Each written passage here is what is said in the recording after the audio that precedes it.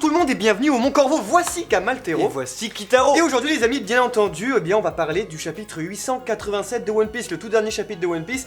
Il y a beaucoup de petits trucs à dire, c'était un chapitre qui pourrait s'avérer comme un bon petit chapitre de transition, malgré qu'il y a quand même plein de choses très importantes qui se passent. On va analyser tout ça ensemble et on va encore une fois le décortiquer, on va l'analyser, parce que oui, il y a beaucoup de choses à dire, on va voir ça tout de suite, c'est parti.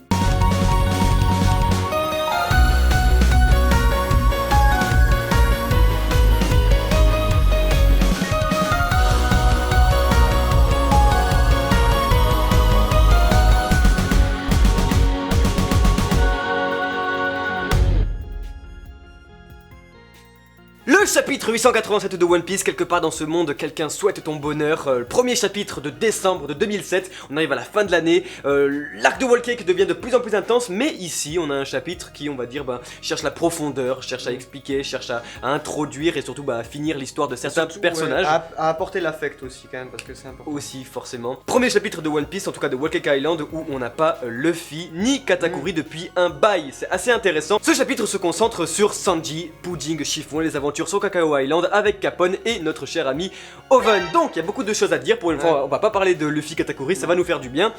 Là-dessus, il y a beaucoup de choses à dire sur le personnage de Oven, qui est ici assez introduit, mis de plus en plus en valeur dans le chapitre 887. Il y a beaucoup de questions sur son pouvoir, sur sa façon de penser, sur sa façon d'agir. On va un peu expliquer tout ça dans cette vidéo. Alors pour Oven, on va parler à la fois de sa tête et de ses bras. Pour commencer, la question qui a été la plus demandée, c'est pourquoi est-ce que Oven peut utiliser son fruit alors qu'il a les mains plongées dans l'eau. Parce que voilà, celui-ci va le faire, il va plonger ses mains dans l'océan afin de le faire bouillir et empêcher Sanji et ses compagnons de s'évader. Alors ce qu'il faut comprendre les amis, c'est que l'eau empêche l'utilisateur du fruit du démon de pouvoir agir, c'est-à-dire qu'il va être totalement impuissant, mais pour autant son fruit du démon est toujours actif. Alors si l'utilisateur n'est pas totalement immergé dans l'eau, il peut utiliser toujours son fruit du démon puisqu'il est toujours actif, et lui il n'est pas totalement impuissant. On a déjà retrouvé ça chez Luffy au niveau de la bubule, il avait uniquement sa tête dans la bubule, il se concentre, et ça lui permettait de pouvoir attaquer son adversaire. Même souvenez-vous à Arlong Park, Luffy était complètement sous l'eau, mais son fruit du démon était toujours actif. Voilà, c'est ça qu'il faut bien comprendre, c'est que on a beau être totalement dans l'eau, l'utilisateur est impuissant, mais le fruit du démon est toujours actif, ce qui fait que donc si t'es pas totalement dans l'eau, et tu peux faire ici bouillir l'eau forcément, comme n'oublie pas Aokiji lui plonge sa main dans de l'eau pour la glacer. Voilà, c'est pareil, on va pas non plus être...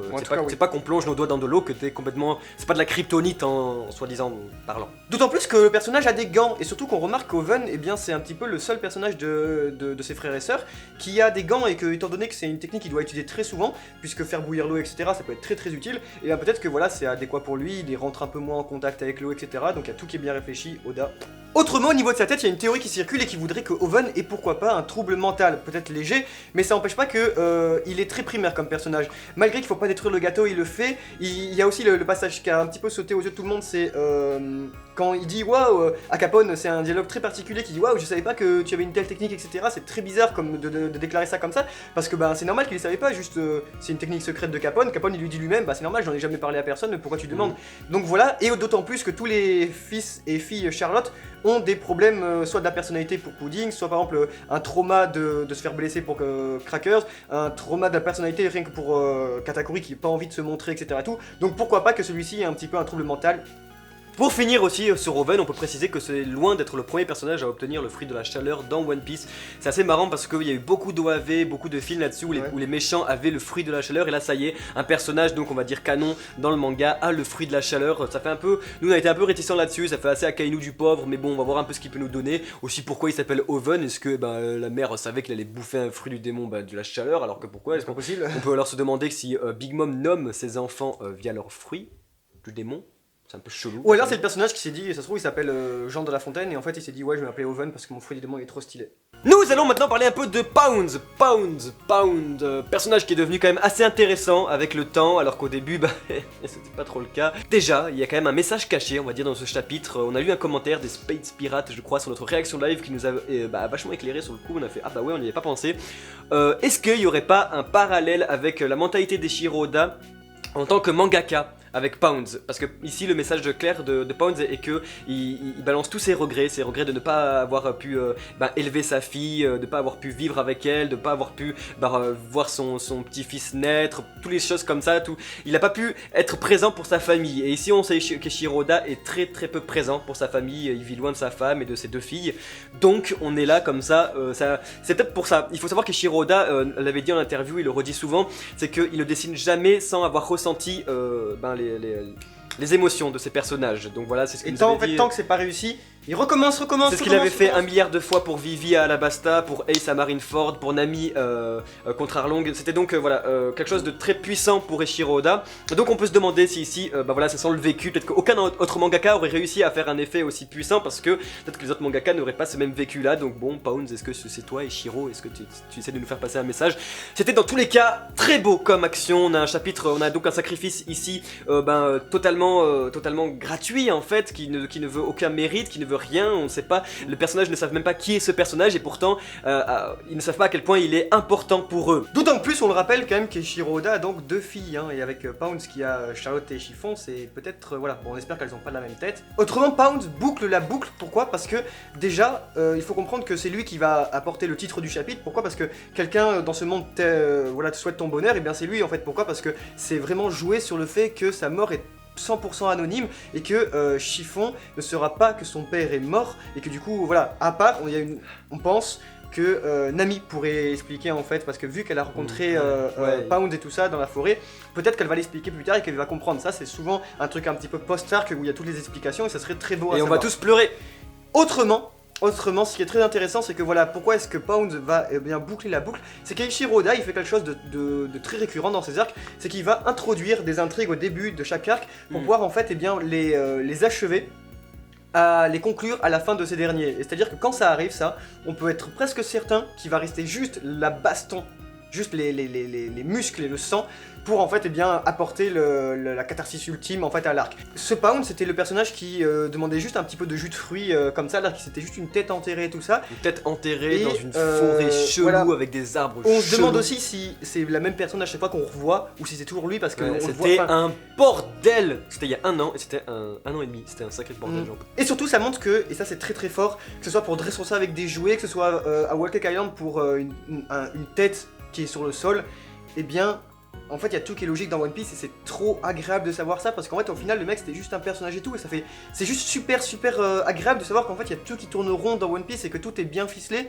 Et du coup, voilà, l'arc de Whole Cake Island va se terminer, les amis. Il reste pas grand chose devant nous. On va sans doute avoir un Luffy versus Katakuri et aussi, pourquoi pas, une carotte déchaînée face à ses adversaires. Pourquoi? Parce que on vous invite à regarder la dernière case de ce chapitre où Big Mom arrive. Et bien derrière elle, c'est difficile parce que oui, c'est du noir et blanc, mais il y a un magnifique coucher de soleil. Et ça, c'est très très impressionnant parce que j'avais pas vu du tout la première fois. Et on a dû la regarder, le relire plusieurs fois le chapitre. Et au final, on voit qu'il y a une sorte d'éclat lumineux derrière. Et en fait, voilà, la pleine lune arrive. Mais as-tu vu Kitaro que, en effet, est-ce que Pound ne serait-il pas en fait sauvé? Parce que oui, voilà, c'est revenu souvent sur l'internet utilisé par les jeunes en ce moment. Ouais, regardez la lame et tout, c'est pas la même, en plus elle saigne alors que pourtant Oven il avait fait chauffer la lame donc il est pas censé avoir du sang liquide dessus et tout. Comment ça se fait les amis et tout? En fait je suis sûr que c'est quelqu'un qui a transpercé Oven et tout et en fait Pound il est vivant, ouais en fait c'est Pedro. Est-ce que Pound et Pedro sont vraiment morts? Et si on sait pas si c'est de la censure d'Eiichiro Oda qui veut que son manga soit toujours tout public, ou bien est-ce que il y a du mystère, il y a de la théorie, il y a du non je suis pas mort et je reviendrai à la fin de l'arc, on ne sait pas. Pour le moment il n'y a pas assez d'indices et on s'en fout, c'était super beau. Mais il y a tout de même une volonté du mangaka à présenter l'action hors champ. Alors même, et c'est là où c'est très cool, c'est que Eiichiro Oda il est trop fort pour ça, c'est pour les doubles lectures, c'est-à-dire que la première lecture c'est dingue, le petit slash qu'on voit au fond comme ça, putain c'est horrible, on voit juste qu'il est... Enfin c'est dingue, ça fait trop triste, etc. Mais la seconde lecture c'est possible, c'est que justement si l'action ne nous est pas montrée, c'est qu'en fait la personne qui est plantée, c'est en réalité Oven, voilà, qui s'est pris un coup dans le dos, on sait pas trop quoi. Le sabre il correspond beaucoup à celui de Pedro, on sait pas trop. Mais c'est possible aussi que ce soit Zoro. Ou Shanks. Zoro, Shanks il a... Ouais, parce qu'on entend au loin un petit Shishi Sonson. Ça n'empêche pas qu'un petit truc décevant, ce serait que si Pedro venait sauver Pound, au final on passerait de 2 morts à 0. Surtout qu'il serait totalement immortel en fait, donc ce serait chelou. Il arrive, il sort son sabre comme ça, il le plante et après il fait Motherfucker, il sort encore une truc de dynamite et il pète tout le monde. Maintenant qu'on en est là les amis, on va pouvoir spéculer sur ce qui va bien pouvoir se passer sur la... On va un petit peu théoriser maintenant les amis sur la fin de Whole Cake Island et sur comment l'arc va pouvoir-il se conclure. C'est-à-dire que on a deux grandes lignes qui vont pouvoir largement se passer les amis. On a trouvé des trucs qui pourraient être très intéressants. La première, je te laisse la dire, c'est... Sanji. Voilà, Sanji, est-ce que vous avez vu, oui, Sanji agit encore dans ce chapitre. Ouais, Sanji fait quelque chose. En fait, on a vu un Sanji là ici qui nous montre à chaque fois qui nous démontre un truc vachement cool mais totalement inutile, c'est gonflant, c'est tellement nul. En fait c'est vraiment Eiichiroda, il décide, il dit ouais je vais gâcher son pouvoir, je vais gâcher son potentiel. Il va donner un énorme coup de pied mais c'est contre un gâteau. Non franchement, Sanji a énormément de potentiel, on le voit, il nous a fait un énorme solo, il nous a défoncé Oven, il prend un gâteau géant, il le met sur un bateau et tout comme ça, pour le moment c'est cool, ouais trop bien, mais est-ce que ça te dit de faire quelque chose d'intéressant maintenant? Sanji, est-ce qu'il ne pourrait pas essayer avec sa jambe de feu, par là j'entends la Diabolo Jambe, il ne pourrait pas essayer de brûler la chaleur elle-même? Un power-up pour Sanji qui pourrait être assez conséquent, c'est en fait briser le feu par le feu, combattre le feu par le feu. Chose que Ace n'a pas réussi à faire, MDLOL, mais il faut pas oublier que Oven n'est pas Akainu.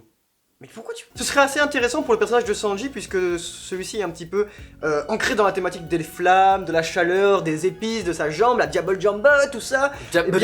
Pourquoi pas de brûler la chaleur à un point où ça serait un paroxysme puisque brûler la chaleur c'est limite en fait mais vraiment par définition pas possible. MDR. On a fait une petite théorie là-dessus, on vous invite à la regarder, elle est en description de cette vidéo.